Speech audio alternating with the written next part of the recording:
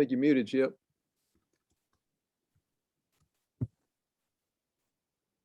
It's a little bit messy outside. Sorry about that.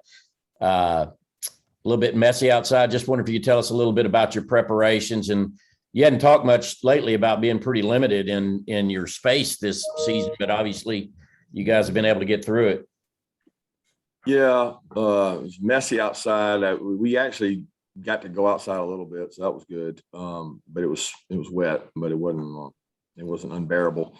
So we got to go outside in a little bit. I mean, we've been inside. The problem with inside is that the turf wears on your legs a little harder. So you don't like being on turf every day. You want to be able to go in and out and switch who's in, switch who's out. But we've kind of had to be in more because we only have the one grass field. So that's been tough. But the preparation's been great. I thought the guys had good energy today, good practice. We're still banged up and beat up. Probably as we've been, I don't know. I feel like as much as since I've been here. I mean, I don't remember having this many guys injured at once since I've been here. But the guys worked hard, and they're buying into the plan and executing it. You mentioned being banged up there, Kirby. Any shot, or what are the chances that you could get some of your receivers back? I know you mentioned yesterday you guys are down to 6 or 7 healthy guys there at wide receiver. Do you have a chance to get, Dom or Arian or Marcus back this week? Yeah, we have a chance on all three. They were both out there running today, hitting 18, 19 miles an hour. So they weren't going full speed, but they were moving around. Rosemead's probably got the best chance, and each one of them's got a chance to make it back. But they're not taking a lot of reps. They're hitting walkthrough reps, stay in the middle part of the game, and then going to see if they can clear, by Thursday or Friday. All right, let's go to Anthony Dasher and then to Mike Griffith. Hey, Coach. We saw last week how much of an effect a crowd can have on a game. I was just wondering now this week with the script flipped such that it is, how much of a concern is that for your team, and what kind of ways are you trying to get your team prepared for that? Always concerned when you go on the road in the SEC. You look across the league right now, and I can give you 4 or 5 games of examples of first road trips for teams. And what's wrong is you used to have 25% of your team that had not been on the road. And now we're at probably 50% that hasn't been on a true road game in that kind of environment because of COVID last year. So you're seeing the impact of that, whether it's, our game or Kentucky, Florida, Alabama, Florida, all the games, Ole Miss, Alabama. I mean, they're all over the place. So we try to just teach and learn from it, but inevitably, you may have mistakes. You may make mistakes, and you got to overcome those. And you can't let one mistake compound things and make it worse. So that's what we've talked about. We're trying to talk about the threats to us playing well and be aware of them, and then conquer them in practice so that you can go out in the game and play with confidence. Kirby, how close is Tyke? And as far as Darnell goes, I know him and Brock weren't targeted last week. Can you just talk about what dimension he adds if he's back out there? Yeah, Tyke and Darnell are both working really well. We're not limiting the reps anymore. They're probably not 100% in terms of speed, but they're getting there. And being on the turf affects them too. It's a different kind of surface. So with the foot injury, it bothers them more than probably anybody. But I think Tyke is much closer. He took more reps today. It's not like just ability. He has ability. It's him understanding the defense, getting back in, getting full speed reps. It's different when you start covering a guy running 19, 20 miles an hour at you. And that's the biggest thing, is getting him back comfortable doing that. And Darnell's, he was really more effective last week than I thought he would be. And he's been able to take his reps this week. So he's moving in the right direction. Biggest thing with Darnell's getting him in playing shape. All right, let's go to Mark Weiser and then to Seth Emerson. Kirby, with the defensive line, with guys that look like NFL draft picks and Jordan Davis and Wyatt, obviously they weren't 5-star guys. Down the road with Jalen and Trevon Walker, what's been the key or keys to that group kind of being what it is now and doing what they're doing? The key is work and growth. I mean, Devontae Wyatt was not the player that he is now when he got here. I can assure you Jordan wasn't either. Trevon's worked a long time really hard. You go back to his freshman year, he made some like splash plays, but he didn't play first and second down much. He played a lot of third down. And he's grown as a player to be much better against the run and being able to play first and second down. So I don't really know what you're asking. They've grown, but that growth has nothing to do with like what they were rated coming in. They've all improved. I think Trey does an incredible job of development, and that's part of football is finding the right person to recruit and then being able to get them and then being able to develop them. And that's a key ingredient that Trey has done. Kirby, I was looking at lat injuries in players and athletes today, and I'm curious how applicable like Dak Prescott's is, because his was in the preseason, so there's less urgency to get him into a game. I know with baseball players, with pitchers, they tend to, with grade 1, put them on the IL, they miss a couple starts, they come back. With JT, is it easier to kind of finesse it, since throwing a football, the duties of a quarterback are different than a major league pitcher, like finesse it with try to do what you can in practice and even games? I don't know about finesse it. My first question was, Ron, is he going to aggravate it and hurt it worse by doing anything? And he said basically it's a muscle injury. So anything that bothers it, you don't want to do. But anything that doesn't bother it, you want to continue to do. So he's able today to go out and do some soft toss. It didn't bother it. And that's the same protocol he did with Dak. It was not a complete shutdown. There's exercises he can do in our training room that are bands and throwing motions and things that are not, they don't hurt him. They don't bother him. And as long as it doesn't bother him, then we feel like we're getting improvement, gradual improvement. And that's the key, because the last thing I want to do is push the envelope, re-injure, go back, then a constant cycle of that.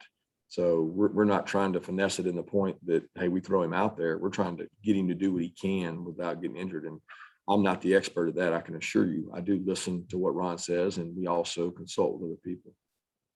All right, let's go to Dean Legge and then to Jack Duffy. Kirby, it's been 25 years since the quadruple overtime game against Auburn down there in '96. That was, I think, your third year on campus, but your second year playing. What do you remember about that night? And do you think it kind of launched Coach Donnan and the program forward in a way that it hadn't been at the time? Yeah, it was a tremendous game and a tremendous atmosphere is what I remember. I mean, it was a big time comeback of epic proportions. It was a crazy finish to regulation. I remember that, and then just remember didn't think you were ever going to stop going out there. I didn't think anybody was ever going to stop anybody, and then we finally had a chance and ended up stopping Damian Craig on like a sweep. So it was a wild game. I don't remember specifics of it because it was so long ago. But you remember Ferguson's cartwheel? Yeah, Ferguson, about 330 pounds doing a cartwheel down the field. That's when you knew he was going to play in the NFL a long time. Talented dude. But it was, those games are always, I feel like the Georgia Auburn games are always like that, just year in, year out. Hey, Kirby. Bo Nix had some really impressive plays this last week, showing off his mobility and scrambling ability. And, last week playing KJ Jefferson, another mobile quarterback. What's the defensive challenge of facing a mobile quarterback? The defensive challenge of facing a mobile quarterback is how long you have to cover and how creative you have to be. There's plays there's plays that are 8 seconds long. Our guys on average play 3-4 second play is a long time. I mean, 8 second play is a long time, and he can extend plays. He can win with his feet.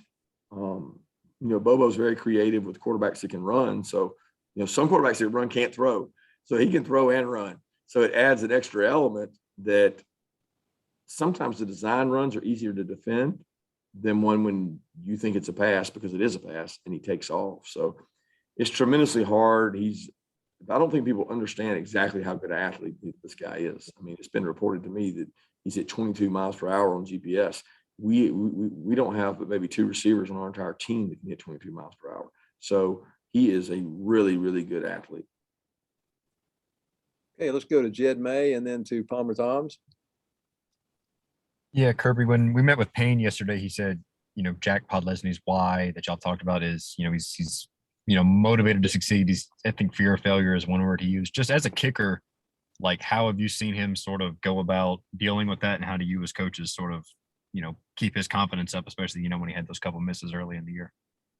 Well, he's a hard worker. He has a routine he goes about, and he's just a tremendous kid, an individual, and a success story. And I think the psychological disposition of kickers is always, maybe different than the normal position players.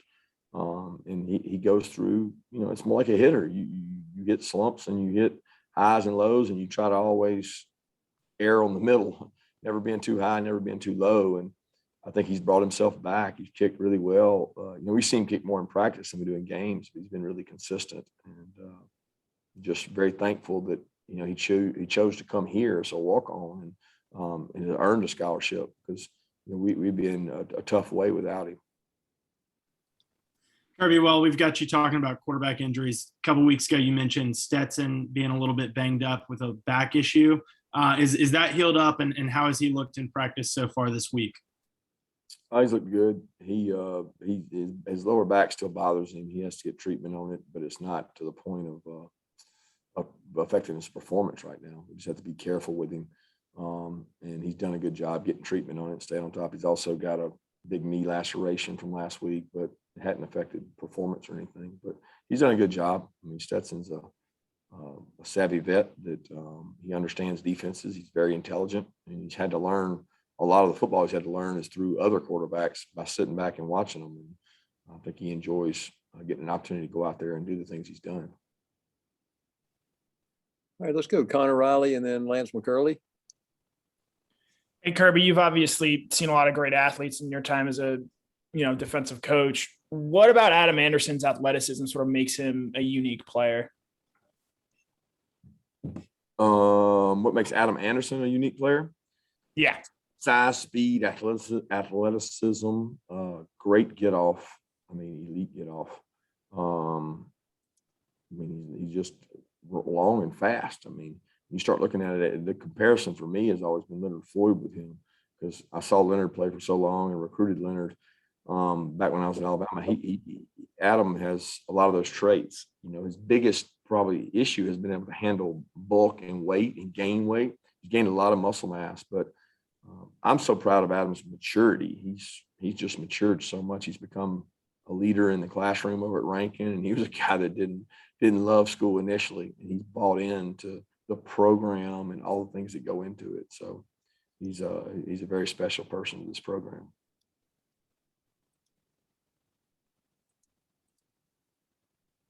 Don't see Lance any longer. Let's go to Vance Levy and then Ryan Curley. Hey, Kirby, when you talk about the hostile environment like Auburn is, as you said the other day, it's definitely one of the most in the SEC. Can you guys hear the Georgia fans, and do they make a difference when they're so outnumbered? And talk about the importance of them doing that this week. Yeah, it's always important. I doubt they're going to be able to take over the stadium. I can assure you of that. The home crowd in most road games, there's always a pocket of them. There's a little small pocket. They put all the visitors crowd, I should say. They stick all the visitors kind of. I always think of it in the Georgia Stadium. Right where they are, and if you got noise coming from there, it's probably not a good sign. So I don't know how much they can impact the game, but they can definitely impact our players and the momentum. And you want to feel like you've got support when you go into a place like that. But a lot of kids play well on the road because they feel like it's them against the world, and sometimes that's the best mentality to have when you go up in road games. But to each player is different, I think, psychologically. Hey, Kirby, is there any sort of preparation you guys do throughout the week for those loud road environments? I don't know if you guys use any false noise or anything like that. Yeah, we do. We use it every week. We use it at home games because our defense has to play an incredible noise and we can't communicate. So we do it in fall camp. We do it. It's fun for the kids. Sometimes they don't want to hear me and Monken and us yelling at them. So they enjoy the crowd noise because it silences us. All right, let's circle back to Lance McCurley, and then we'll go to Tyler Griffith. Hey, Coach, you talked about the other day, we talked about Jan Jackson, but let's ask about Payne Walker. And as a specialist, how important is he to the team? Well, we'd be in trouble without him. Him and Moat have done a tremendous job. You know, nobody knows their name until they screw up. I mean, every good snap, I've never heard one of you guys say, man, Payne Walker did a hell of a job snapping this game. But y'all gonna be the first one to bring him up if he doesn't snap it good. So he's like a thankless job, right? He doesn't get an opportunity to be thanked for what he does because it's just expected. It's just like understood. And I don't take that for granted, the work he and Moat put in, and they're great leaders in our organization. They do a tremendous job for us. You were able to shut out Arkansas last week without even creating a turnover. And you mentioned after the game that you weren't elite in that department. How do you become elite in that department moving forward? And is that just kind of on chance or something you can create? Been trying to figure it out for 25 years, bud. I'm still looking. If I can figure out that solution, I can bottle it, and we'll both make a lot of money. So I'm not going to give you coach speak. I don't know how to do it, but I can promise you this: we're trying like hell every day. All right, we got time for one more question. Anybody want to jump in? Yeah, Kirby, I wanted to ask you real quick. I don't think we've ever had a chance to ask you, what's it like coaching Stetson? Because obviously with him kind of coming from that walk-on background, getting to where he is, he's probably built a little bit different than most guys. Would you agree with that? And what's it like kind of coaching him? It seems like sometimes he's got that gunslinger mentality and maybe a little bit up and down at times.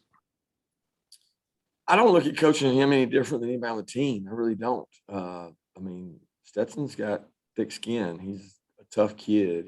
He grew up in Pierce County. He's been coached hard. He's been reprimanded. He stands up for what he believes in. He argues his point. If he thinks he was right, he usually has a good reason for it. I mean, I appreciate the way he approaches things, and all the quarterbacks. I mean, it's not a sensitive subject. If I think they're wrong, then we tell them. We're trying to make them better, and he's done that since he's been here. I mean, the kid has good moxie. He's got good confidence.